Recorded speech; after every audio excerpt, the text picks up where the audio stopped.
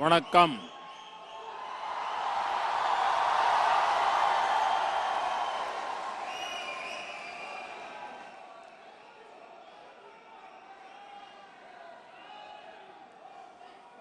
My dear friends, brothers and sisters,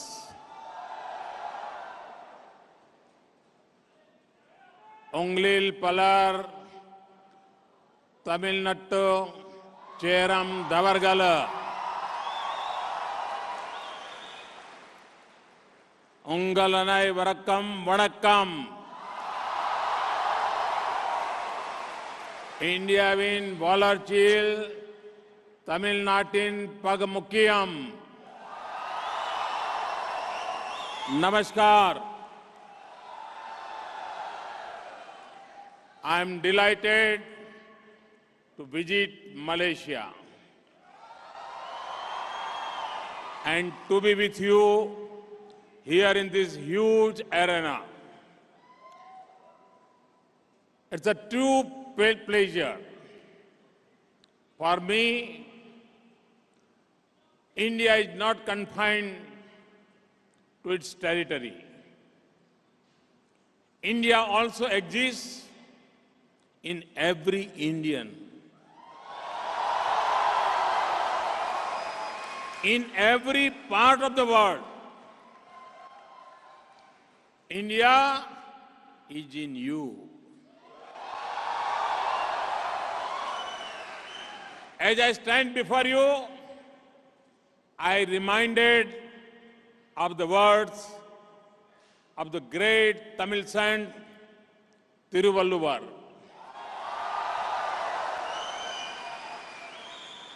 Friendship is not just a smile on the face.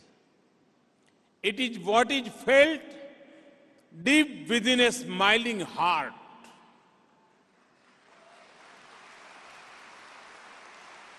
Mahatma Gandhi had once said that he wanted to learn Tamil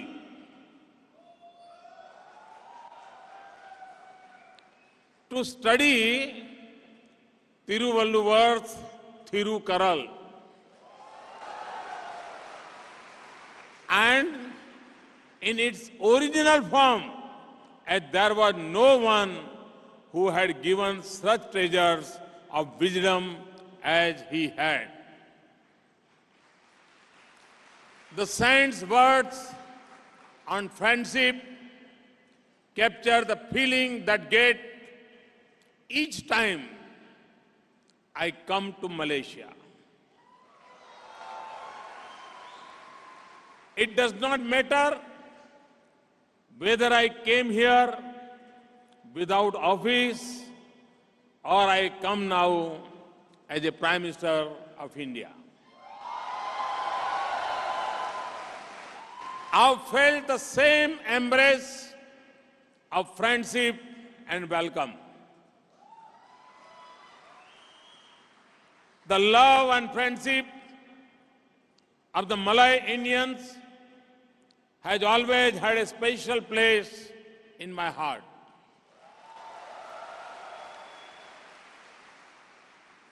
Generations ago, many of your ancestors came to an unknown land. Many of you came here more recently in the mobility of our globalized world. Whenever you came here, whatever it be the circumstances in which you came, time or distance had not reduced your love for India. I see this in the light and color of the festivals. They are as bright as they have always been. I see this in the pure strains of music, the grace of the dancer, the bells of devotion, and the call to prayer. and Malayalam Indians are the largest contingent to the annual Pravasi Bharatiya Divas in India. And many Indians make vibrant Gujarat Summit more vibrant. India and Malaysia were once under the same colonial power. We both became free within a decade of each other. And independent India owes a debt of gratitude to Malay Indians. The glory of India's freedom struggle was written in part by the struggles and sacrifice of Malay Indians. Thousands of your forefathers came forward to join Netaji Subhash Chandra Bose and the Indian Nation Army.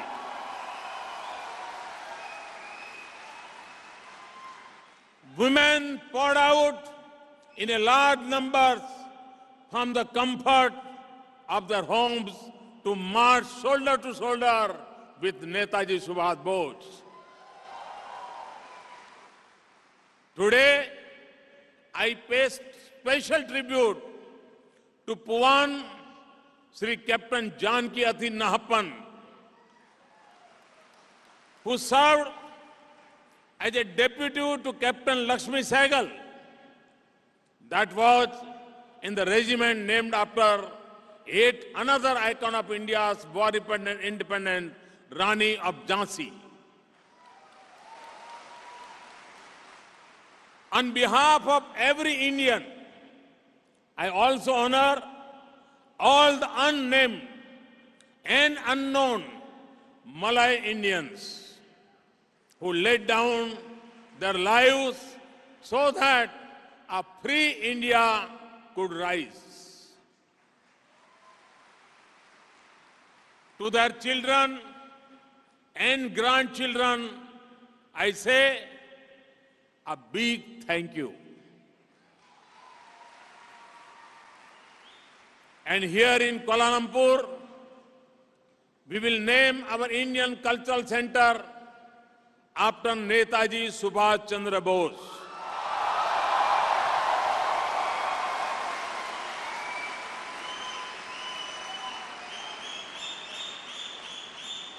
"70 years ago, a tragic and deadly world war came to an end.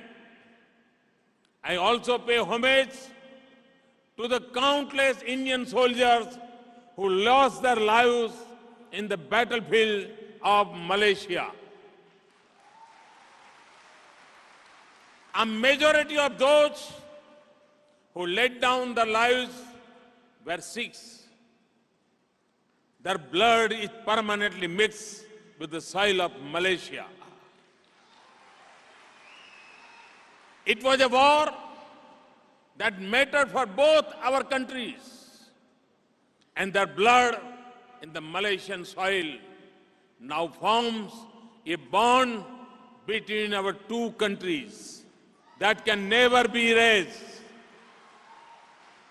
And the valor and duty they stood for is alive in the spirit of the Punjab Regiment, the Sikh Regiment, the Jat Regiment, and the Dogra Regiment in India. We are prepared to work with the government of Malaysia to build a war memorial to our fallen soldiers at the site of Battle of Kampar in Perak.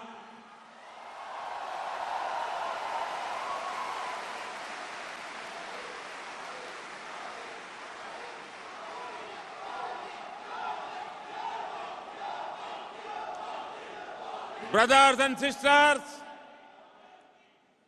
while Malay Indians were responding with courage and passion to the call of Netaji, they were also inspired by the life and mission of Mahatma Gandhi. To the Indian community in Sungai Petani, I salute you for the Gandhi Memorial Hall that you built within a few years of its martyrdom.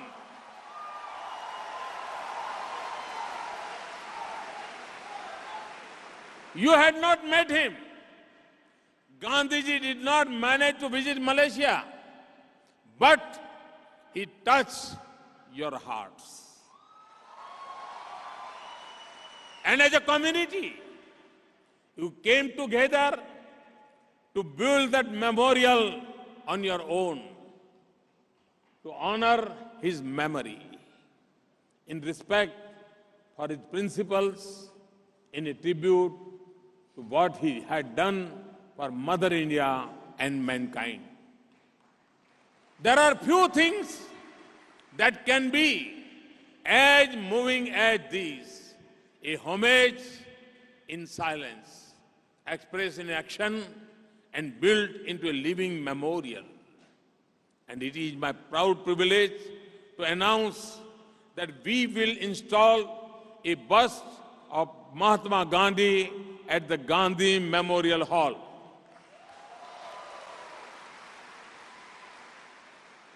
Your spirit of service remains strong.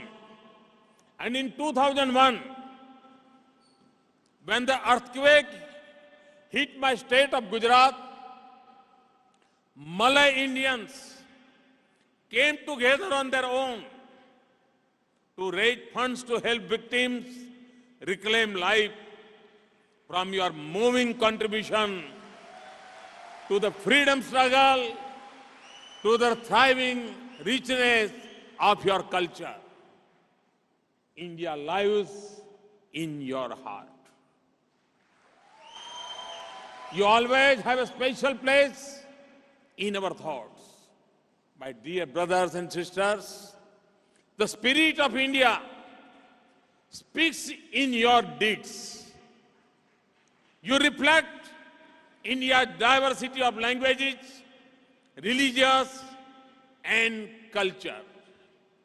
And you stand together in a spirit of harmony, not just with another Malay Indians, but also with all Malay people.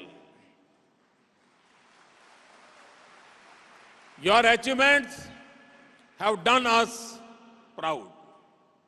You have toiled with your hands, with pride and dignity.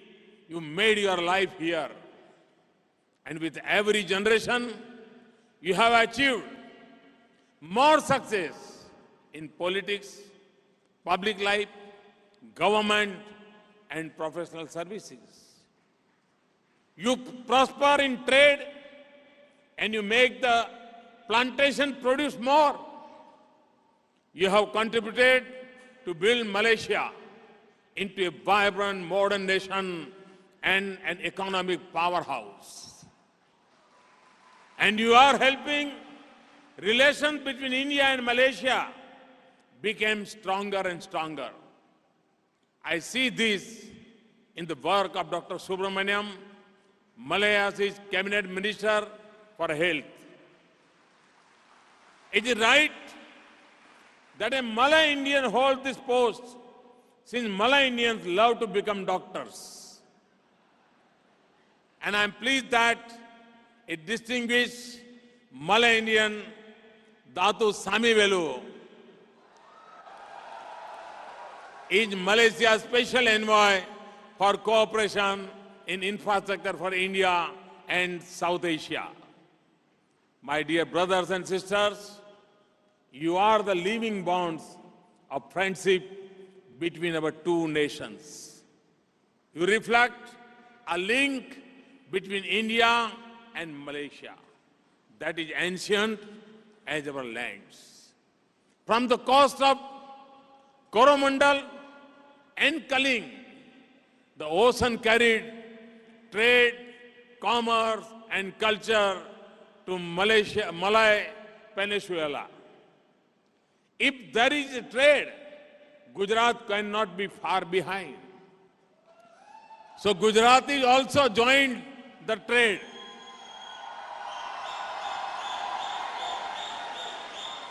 In the ruins of the Bujang Valley, in the state of Kedah, we see the glory of the great Pallav and Chola dynasties in Tamil Nadu. And the spice route, that connected us brought the same flavors to our food. Our ties are seen in the footprints of the monks who spread the message of peace from the land of Buddha to the Southeast Asia. This is the richness of our heritage. This is the ancient foundation of our modern links. Today, I had the honor of visiting the Ramakrishna Mission and unveiling the statue of Swami Vivekananda. This is not only a deeply spiritual moment for me personally, it also recalls the great journey he undertook more than a century ago through this region to America. There he drew upon India's ancient wisdom to make a passionate call for unity in the world. He spoke for Asian spirit that is needed today when we dream of an Asian century. And at the time of a great challenges in the world, this statue on the soil of Malaysia is a reminder to the world of the values we so deeply need to repair the fault lines that are tearing our science societies apart. And tomorrow, Prime Minister Najib and I will jointly inaugurate the Toran Gate at Little India in Brickfields. This is a gift from India, and it looks like the gate at the famous Sanchi Stup in India. That was built more than 2,000 years ago. It is one of the most venerated Buddhist sites in the world. So any visitor coming to Little India will be reminded of the message of peace between people, harmony between man and nature, and the relationship between the people of our two great countries. Above all, the statue and the gate will be a tribute to Malaysia's diversity and harmony. My dear brothers and sisters, Malaysia's achievements are enormous. Just 6 decades after Malaysia gained independence, this nation of 30 million people has much to be proud of.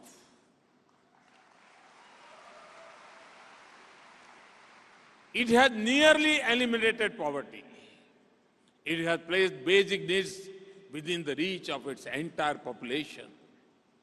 It has achieved nearly 100% literacy, and it is providing jobs to everyone who needs it or wants it.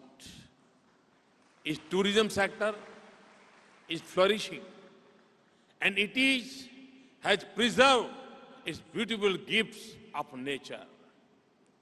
Its infrastructure is world class. It ranks very high on the ease of doing business. And for 5 decades, it has averaged a growth rate of over 6% per year. And this is a truly extraordinary achievement of any country. One of the famous tourism slogans of Malaysia is, Malaysia, truly Asia.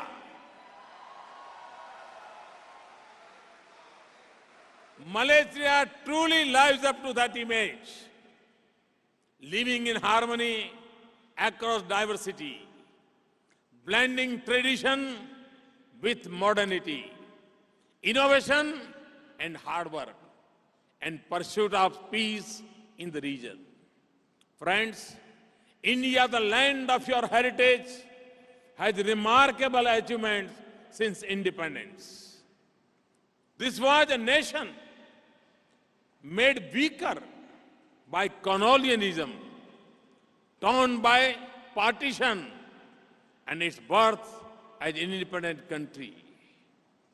It is a land of unparalleled diversity and vast social and political challenges.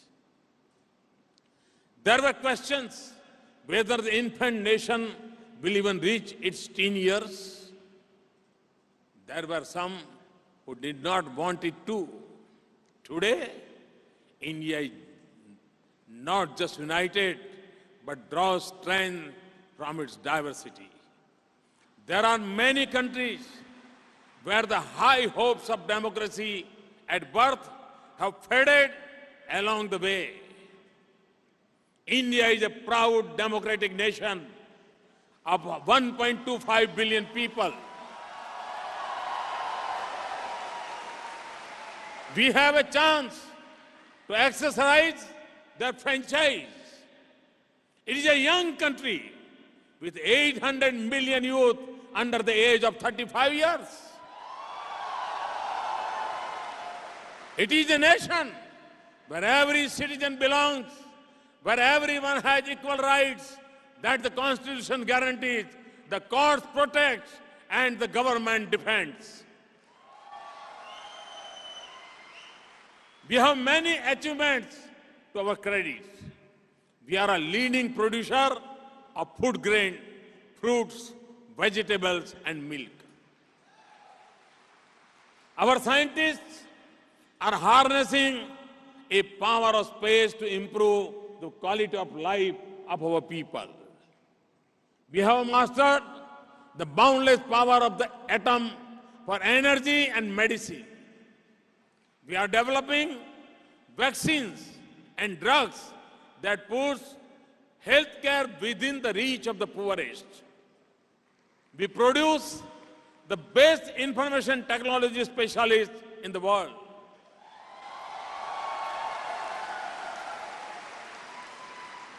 We produce doctors and engineers who serve the world. And we are making products that are finding their way into the global market. Our external relations advances peace in the world. The Indian armed forces contribute to region's security and stability. They assist all in humanitarian disasters without asking their nationality. And our forces participate in peacekeeping missions around the world.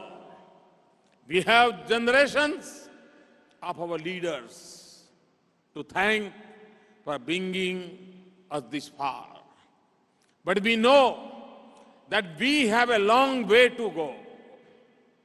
The challenges we face and the goals we must pursue are evident in villages and cities. And my government has come into office to change that.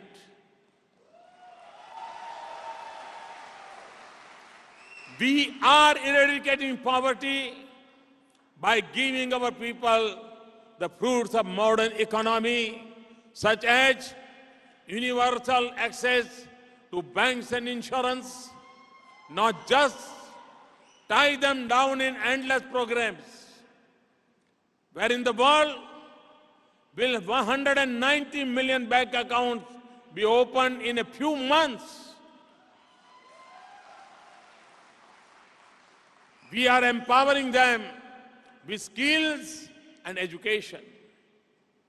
We are creating an environment in which enterprise flourishes and people have opportunities to raise their income levels. We are creating infrastructure that gives people their basic needs of roof, water, sanitation, electricity, schools, and medical help within the reach and means. We are facilitating business and we are creating a national digital infrastructure that allows ideas, information, communication, business and innovation to flow freely on the cyberspace. We are making our railways the engine of a new economic revolution in the country. And we are turning our ports and airports into gateways to prosperity. And we have pledged to make our cities clean and healthy, restore our rivers, and transform our villages. And we will pursue the treasure of nature for the tourists to enjoy and our future generation to see. And all this is not easy. After all, we are taking up 1.25 billion people, more than 500 major cities and 600,000 villages. But we have faith in the talent and enterprise of Indians. We have confidence in the strength of the joint hands of our people. So it is happening. The wheels of change have begun to move and they are gathering speed now. And it is showing in numbers. India is today the fastest growing major economy in the world. I know you feel proud of it. We are running at 7.5% per year, but will grow even faster in the coming years.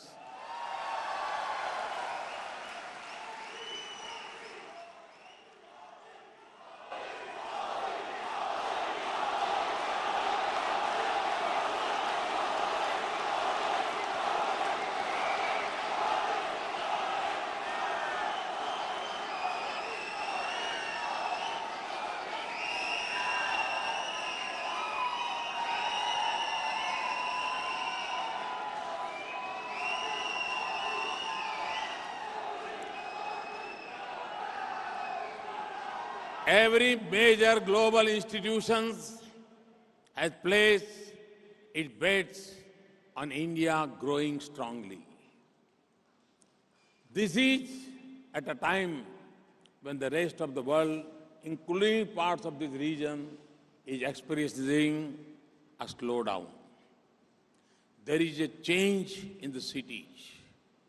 There is a momentum in the villages. And there is a confidence in our citizens, especially our youth. And there is change in the way government is working. We are making government transparent and accountable. We are eliminating corruption at all levels. We are making governance driven by policies and systems, not by discretion of individuals. We are changing the way government and citizens interact with each other. And central and state governments work with each other. States compete with each other now. That is healthy. My dear friends, we live in an interdependent world. What happens in a far-off country can affect the livelihood of workers in another place. The decision that may be taken in a conference room in the UN or WTO can affect the life of a farmer in a village in India. The lifestyle in one part of the world affects climate and agriculture in another part of the world. We need each other's markets and resources. So our national progress will depend on the strength and success of our international partnerships. We do not have to look far to find friends and partners. Southeast Asia is our neighbor on land and sea. This is one of the most dynamic and peaceful regions of the world. This is a region of culture, talent, enterprise, and hard work. India has excellent relations with all Southeast Asia countries. We have a strong partnership with ASEAN. I have just completed the India-ASEAN Summit. This is the region where our economic relations are growing rapidly, and it attracts the maximum numbers of Indian tourists. Friends, I'm happy to say that Malaysia is one of our strongest partners and among our closest friends in the region. Malaysian companies are excellent in infrastructure. Their largest presence outside Malaysia is in India. Malaysian investors are present in the world's second largest telecom market, that is India. Indian company Ircon is helping improve the rail infrastructure in Malaysia. There are over 150 Indian companies in Malaysia. There are over 50 Indian IT companies here. Malaysia is one of our biggest trading partners in ASEAN, but we need to raise it further. India is one of the biggest sources of tourists in Malaysia. And 170 flights connect India and Malaysia every week. One of our best partnerships in traditional medicine, such as Ayurveda and Unani, is with Malaysia. We also work closely to keep our citizens safe. We have strong defense relations. Indian Air Force helped train their partners in Malaysian Air Force for 2 years. We exercise together in air and on land and on sea. Jal, Thal, Nab. Our security agencies work together against terrorism. I want to thank Malaysian government for our strong security cooperation. Terrorism is the biggest threat to the world today. It knows no boundary. It uses the name of religion to draw people to its cause. But it is false, and it kills people of all faiths. We have to delink religion from terror. The only distinction is between those who believe in humanity and those who do not. I have said it before, and I will say it here. The world must come together to combat the biggest challenge of our times. We can strengthen intelligence cooperation. We can use military force. We can make the international legal system for cooperation stronger. But when I say that the world must come together, it is not just about more security cooperation. It is also means ensuring that no country uses or promotes terrorism. There are no centuries There are no funds. There are no arms. We also have to work within our society and with our youth. We need to support our parents, communities, and religion scholars. And we have to make sure that internet does not become a recruiting ground. We have to promote peaceful relations, mutual understanding, and cooperation in our region. Peace is the only foundation for a prosperous future. We have many common interests and challenges.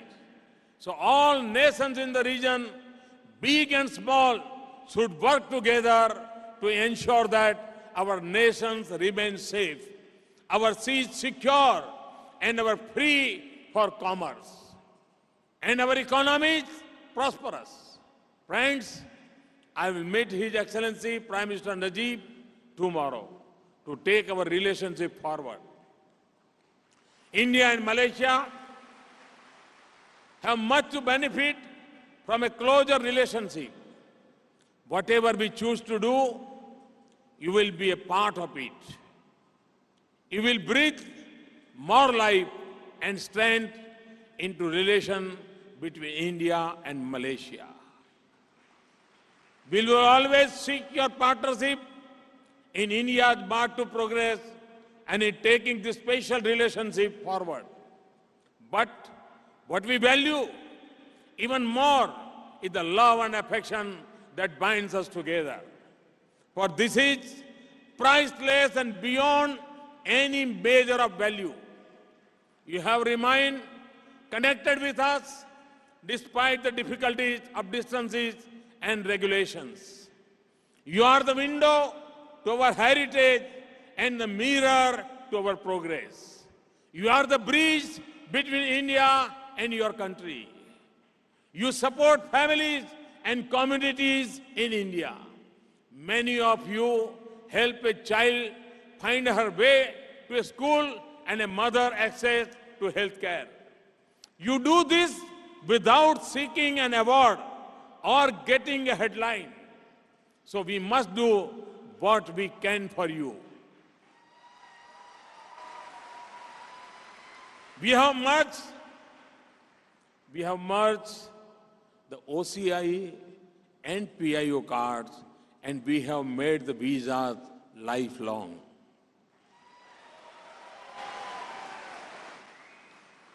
Besides Indian origin, up to fourth generation is enough to register for OCI now. This is especially helpful for people like Malay Indians whose ancestors came here generations ago. Minor children who are foreign nationals and foreign spouses can also get OCI status now.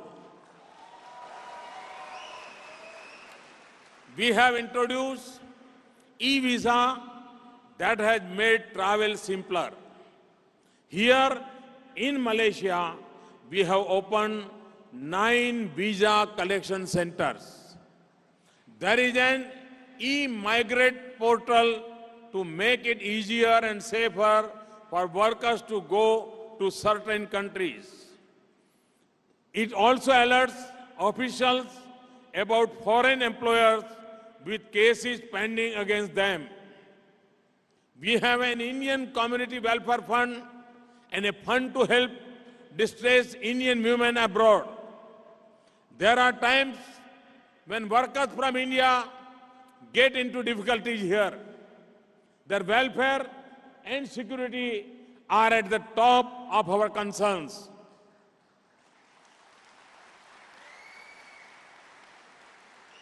Last year, we assisted more than 8,000 Indian workers to return home safely. In Malaysia, an India Student Trust Fund was set up in 1954 to give financial assistance to Malaysian Indian children. who lack the means for education. This fund is still needed by a section of the Indian community in Malaysia. We are happy to announce grant of about $1 million in additional fund to the corpus of the trust fund.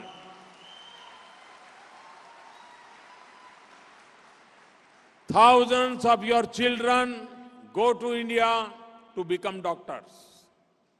While doctors are critical need for our societies, I hope that you will take the opportunity to get education in other areas as well. Malaysia and India should immediately recognize the degrees conferred by both our countries. This is something I intend to take up with Prime Minister Najib.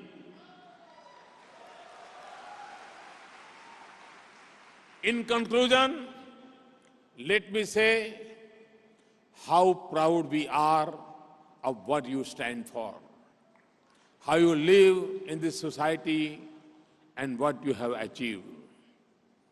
There are always challenges, but there are always dreams. And each succeeding generation has been defined more by their successes than by their challenges. So I ask you to continue to pursue your dreams for yourself, for Malaysia, and for our two great nations. I want to leave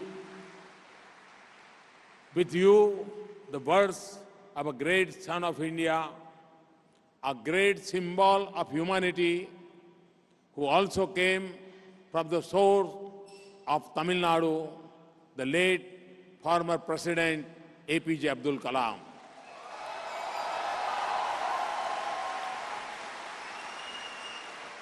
One of the makers of modern India came here in 2008. He wanted to be here again with you, but God had other plans. But his life, his message, and his dreams remain forever a source of inspiration. He said, Dr. APJ Abdul Kalam said, my message, especially the young people, is to have courage to think differently. Courage to invent, to travel the unexplored path. Courage to discover the impossible and to conquer the problems and succeed. So in your success, remember that you will have the joy and pride, not just of fellow Malaysians, but also of the 1.25 billion Indians. God bless you. Thank you. Vanakkam. Namaste. Thank you. Thank you. Terima kasih. To the Prime Minister of India,